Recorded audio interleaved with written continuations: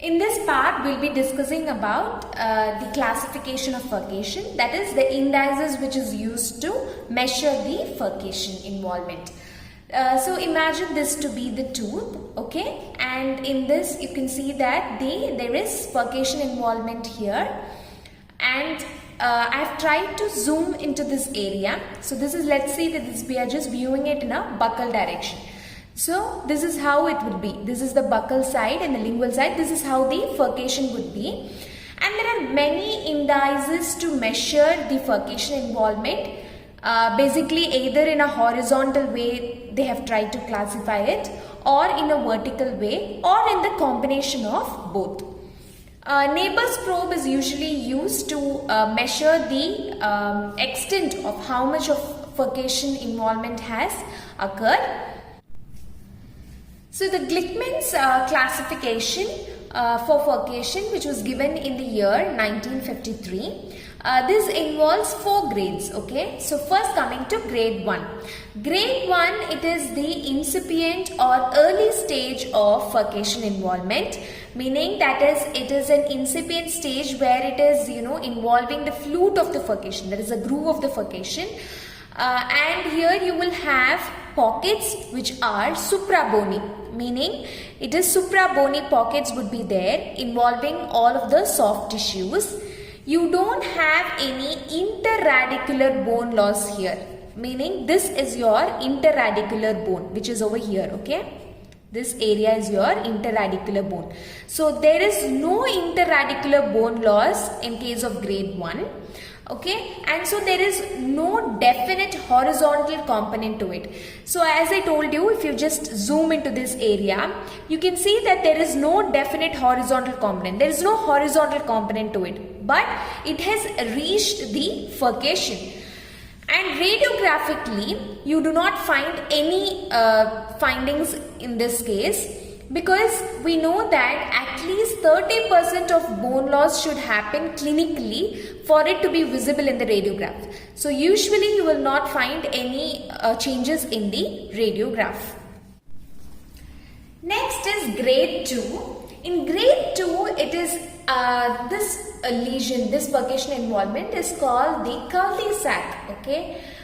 Meaning that a street or passage which has a dead end to it. So this is called cul-de-sac. So this furcation involvement will resemble something like this. So now if you see here, interradicular bone loss is present. You will have interradicular bone loss, yes.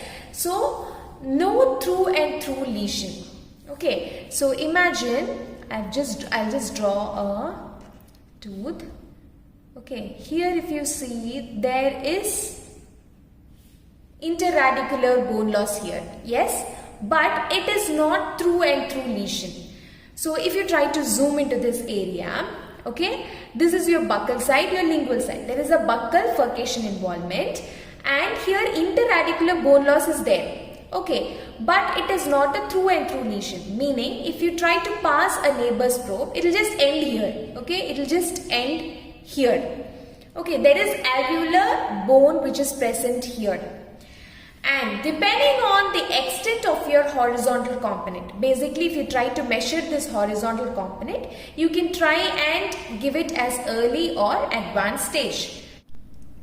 Now you know why the name called cul-de-sac has come, because see, this is a road or passage which has a dead end, yes, and just if you want to remember this, there is partial bone loss. Imagine that there is partial bone loss. You have bone here and you have a furcation involvement. It is not extended completely to the lingual side, okay. Now radiographic findings, if you see, it may or may not be seen in a radiograph. Because in some cases you can just see a small frizziness in the radiograph, and that can be just blocked away due to some superimposition of your roots also. So imagine that this is a maxillary molar and there is buccal furcation involvement. Here due to the palatal root, the presence of this palatal root would actually interrupt this finding. Okay. Next coming to grade 3. So this is a through and through lesion. Meaning you have, if you try to pass the, okay, neighbor's probe, it will just come to the lingual side. From the buccal side, if you try to pass, it will go to the lingual side. So From the dome of the furcation, this is the dome of the furcation, okay, this end. So you will have some vertical bone loss which is present, and you will have a through and through lesion here. But one thing which you have to note is that there is no gingival recession in case. So normally if you try to see, you will find that there is no furcation involvement because the soft tissue will be completely covering it, and only with the help of a neighbor's probe you will try to go into the furcation and find that there is grade 3 furcation involvement. Sometimes what they say is that even though you try to pass the neighbor's probe, it would not go completely, because this is due to the presence of certain bifurcation ridges which is present in the furcation.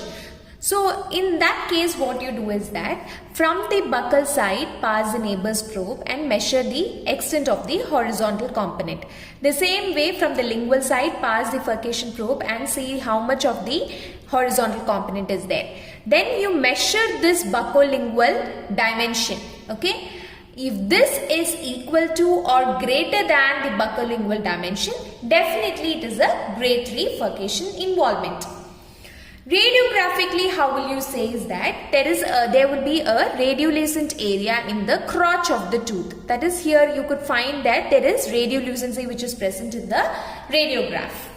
The grade 4 is also a through and through lesion, but there would be gingival recession along with it. That is, you can see the furcation clinically. Okay, so this is the same thing. This is the bone level. Okay, the pink color over here is your soft tissue. So you can see the furcation. You can see that there is some kind of a tunnel which is there, and it is clinically visible. Okay. Whereas in grade 3, this will all be covered by soft tissue, okay, so that you cannot see it clinically. Only with the help of a probe you try to find it out. Otherwise it's the same. The interradicular bone will be destroyed, and if you try to pass the neighbor's probe through the buccal side, it just enters and comes out through your lingual side. So this is a through and through lesion only, but there would be gingival recession. Lind in the year 1983 also classified furcation as grade 1, 2 and 3. In this basically, this was also based on the horizontal component. If interradicular bone loss is less than or equal to 1/3, here if you see less than or equal to 1/3, okay, just see the arrow. If it is less than or equal to 1/3, he gave it as grade 1. Same way, if it is greater than 1/3 but not a through and through, this is greater than 1/3, yes, it is going till here. So if it is greater than 1/3 and it is not a through and through, then you give grade 2. And when do you say it is a grade 3? When there is a through and through furcation involvement, loss of interradicular bone throughout, okay, then it is given as grade 3. Tadno and Fletcher in the year 1984, they classified furcation depending on the vertical component. Okay, so basically what they did is that, imagine that there is furcation involvement in this tooth, okay, and this area I am zooming it, okay. So from the tip of the roof of this furca, the vertical probable depth, okay, they just measured it, and depending on that he gave the grades as A, B and C. If the vertical depth is 1 to 3 mm, then he gave it as grade A, and from 4 to 6 then it is grade B. If it is 7 mm or more, it is grade C. Thank you.